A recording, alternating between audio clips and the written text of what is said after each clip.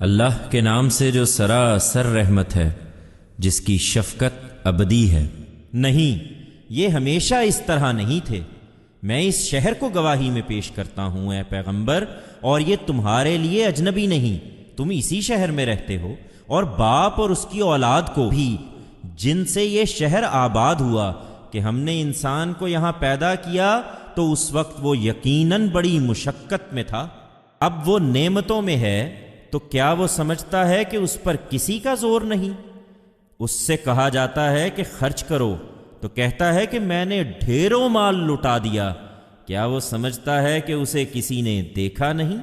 کیا ہم نے اس کو 2 آنکھیں نہیں دیں کہ حقائق کو دیکھتا، اور زبان اور 2 ہونٹ نہیں دیے کہ بھلائی کی ترغیب دیتا، اور اس کو دونوں راستے نہیں سجھائے کہ اچھے اور برے کو سمجھتا، مگر وہ گھاٹی پر نہیں چڑھا۔ اور تم کیا سمجھے کہ وہ گھاٹی کیا ہے؟